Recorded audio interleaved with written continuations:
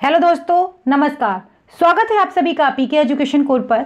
आज हम एक टॉपिक डिस्कस कर रहे हैं एफडीआई। ये काफ़ी इंपॉर्टेंट टॉपिक है और एग्जाम में यहाँ से क्वेश्चंस बहुत बार पूछे गए हैं। तो जानते हैं कि एफडीआई क्या होती है और कैसे इसके लिए जब सरकारें सत्ता में होती हैं तो इसका विरोध करती हैं, क्या इसके लाभ हैं और क्या इसकी हानि है, किस तरीके से ये काम करती है और क्यों किसी देश में ये बहुत ही ज़्यादा आवश्यक है। जिस देश में एफडीआई होगी वहाँ वो देश एक अच्छी अर्थव्यवस्था को दर्शाते हैं। तो देखते हैं इसके बारे में। और अगर आप चैनल पर नए हैं तो प्लीज़ चैनल को सब्सक्राइब कर लीजिएगा, बेल आइकन को प्रेस कर लीजिएगा और वीडियो अगर आपको अच्छा लगे तो प्लीज़ इसे लाइक करना बिल्कुल ना भूलें। देखते हैं इसकी शुरुआत कब हुई थी। देखिए, जो एफडीआई था इसकी शुरुआत हुई थी 1991 में। कब हुई थी? 1991 में। और प्रधानमंत्री कौन थे उस समय पर? उस समय पर प्रधानमंत्री थे पीवी नरसिम्हा राव और जो वित्त मंत्री थे वो थे मनमोहन सिंह। ये हम सभी जानते हैं और कई बार एग्जाम में फैक्ट में ये भी पूछा जाता है कि एफडीआई की शुरुआत कब हुई थी, तो आपको पता होना चाहिए 1991 में हुई थी। और इस समय पर प्रधानमंत्री कौन थे? पीवी नरसिम्हा राव थे। और ये क्यों एस्टेब्लिश करी गई थी, उसके पीछे रीजन ये था कि अर्थव्यवस्था लगातार खराब हो रही है। जब भी कोई चीज एस्टेब्लिश करी जाती है या आगे उसके बारे में सोचा जाता है तो उसकी चीज़ों को ठीक करने के लिए कि ये चीज़ अगर अर्थव्यवस्था खराब हो रही है तो इसके लिए किस तरीके से काम किए जाएं। तो अर्थव्यवस्था लगातार जब खराब हो रही थी, उसी को उबरने के लिए जो वित्त मंत्री हमारे थे मनमोहन सिंह, इन्होंने आर्थिक उदारीकरण शुरू किया था। क्या शुरू किया था? इन्होंने आर्थिक उदारीकरण शुरू किया था। ये काफ़ी इंपॉर्टेंट है और कई बार एग्जाम में यहाँ से भी पूछा जाता है कि ये कब शुरू हुआ था। तो आर्थिक उदारीकरण की शुरुआत करी गई और यही वो समय था जब कहा जाए कि कुछ कंपनियां जो थी विदेशी, जिसे कंपनियां कहें, अगर सपोज करिए कोई एक कंपनी है जो विदेश की है और भारत में कोई बी कंपनी है, इसमें या तो पैसा इन्वेस्ट करना चाहती है या फिर कोई अपनी नई कंपनी खोलना चाहती है। तो इस तरीके से निवेश, प्रत्यक्ष विदेशी निवेश, मतलब जो विदेशों से पैसा डायरेक्ट किसी कंपनी में, मैंने बताया कि अगर ए कंपनी है और ये बी कोई कंट्री है और ये कंपनी आके यहाँ पर कोई अपना बिजनेस लगाना चाहती है नया, या फिर किसी कंपनी में अपने पैसे लगाना चाहती है, उसको ही हम कहते हैं एफडीआई। एफडीआई होता है प्रत्यक्ष विदेशी निवेश। कई बार एग्जाम में ये चीज फुल फॉर्म इसका पूछा गया है, इंग्लिश में भी पूछा जाता है, फॉरेन डायरेक्ट इन्वेस्टमेंट इसका नाम है। तो ये चीज आपको समझ में आई कि किस तरीके से इसको किया गया। 2015 की अगर हम बात करें, 2015 में जब मोदी सरकार बनी, उसके बाद क्या हुआ कि प्रत्यक्ष विदेशी निवेश के मामले में अगर देखा जाए तो हमने चीन को और अमेरिका को भी पीछे छोड़ दिया। बहुत सारे सेक्टर्स में जो विदेशी कंपनियां थी उन्होंने भारत में अपना पैसा इन्वेस्ट किया। तो ये था ओवरऑल, मैंने आपको बताया कि एफडीआई किस किस तरीके से काम करती है, क्या है और कब ये आई। अब हम देखते हैं, थोड़ा सा एफडीआई में पढ़ लेते हैं। कोई भी देश आर्थिक रूप से तब मजबूत माना जाता है जब उसे दूसरे देशों का विश्वास प्राप्त होता है। देखिए, यहाँ पर विश्वास की अगर बात करें तो विश्वास का सीधा सा मतलब यही है कि आर्थिक रूप से कोई देश कितना मजबूत है। वो जितना मजबूत होगा उतना ही वैश्विक स्तर पर उसकी छवि अच्छी होगी। अगर बात करें जाए अमेरिका की ले लीजिए, चीन की ले लीजिए, भले चीन डेवलपिंग कंट्री है, लेकिन अगर चीन की बात करें, अमेरिका की बात करें, जापान की बात करें, ये जो देश हैं, या यूरोप कंट्रीज की बात करें, तो ये जितने भी देश हैं ये आर्थिक रूप से काफ़ी मजबूत देश हैं।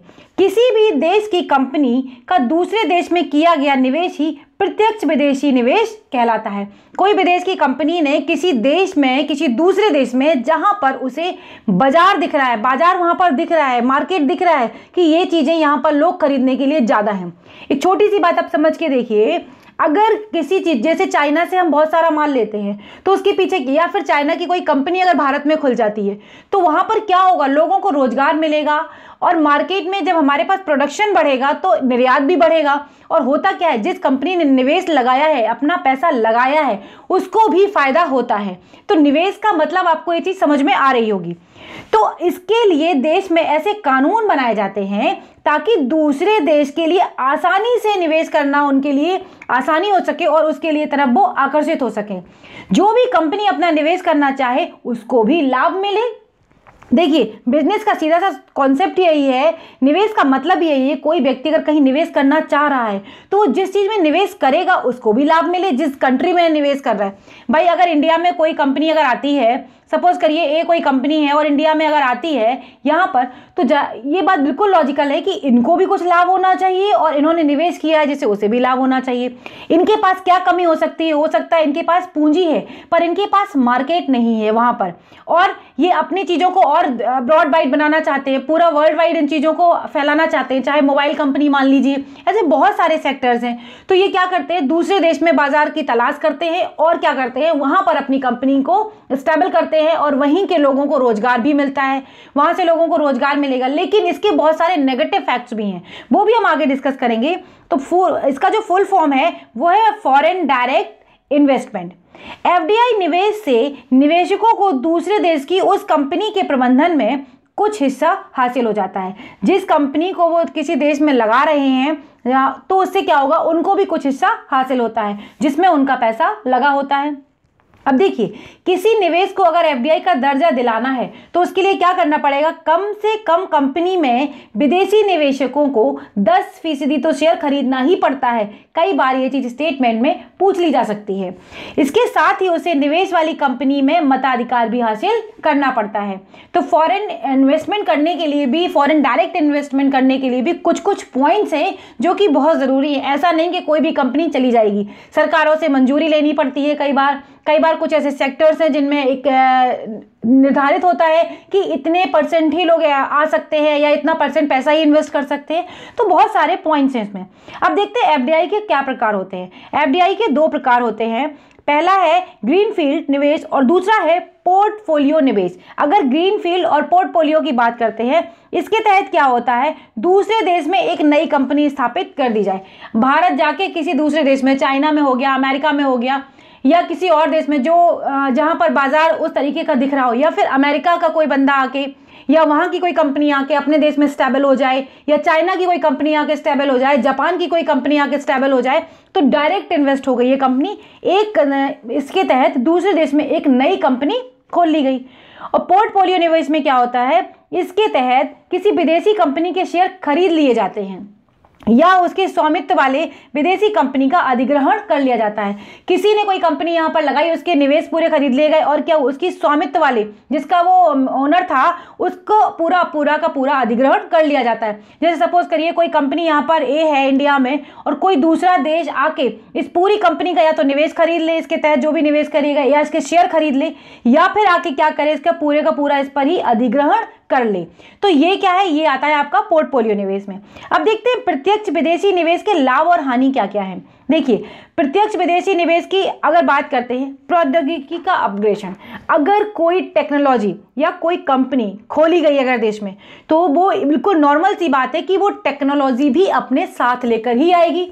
अगर कोई मोबाइल की कंपनी खोली गई तो क्या है, जितनी जो टेक्नोलॉजी होगी वो टेक्नोलॉजी अपने साथ लेकर आएगी।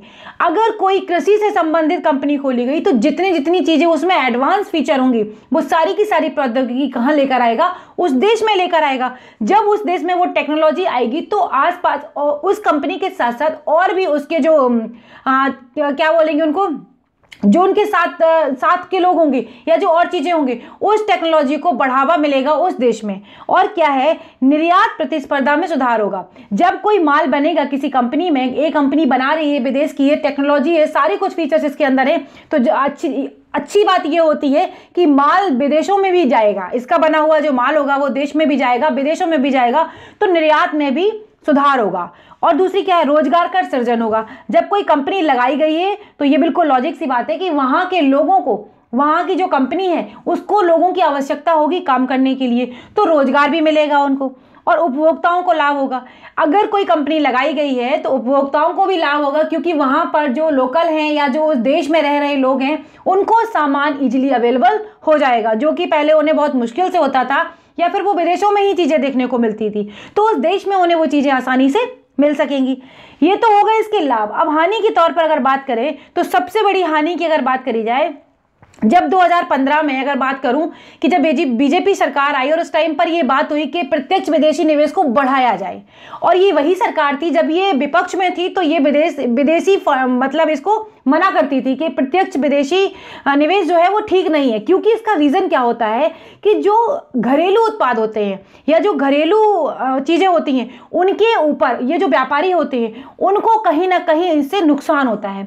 क्योंकि विदेशी कंपनी आएंगी, उनकी टेक्नोलॉजी हाई होगी, तो जो देश में टेक्नोलॉजी है वो कम लेवल की होती है, तो कहीं ना कहीं वो नुकसान देखने को मिलते हैं। जैसे आज की डेट में अगर देखा जाए बड़े बड़े मॉल बन गए या चीज़ें बन गई, तो जो नॉर्मल मंडी होती हैं या जो नॉर्मल बाजार होते हैं या जो ऑनलाइन शॉपिंग वगैरह सिस्टम चल गया, तो इससे देखिए विकास तो होता है, लेकिन कहीं ना कहीं ये अपने प्रत्यक्ष रूप में ये जो खुद के जो बिजनेस हैं या खुद के जो कारोबार हैं देश के, उनको कहीं ना कहीं हानि पहुंचाता है। इसीलिए इसका कई बार सरकारें विरोध भी करती हैं और जब खुद सत्ता में आती है तो उसको प्रमोट भी करती हैं। ऐसा कई बार देखा गया, ना केवल इनके साथ ना बल्कि जब कांग्रेस थी तब भी और बीजेपी के साथ, दोनों के साथ ये चीज़ें देखी गई।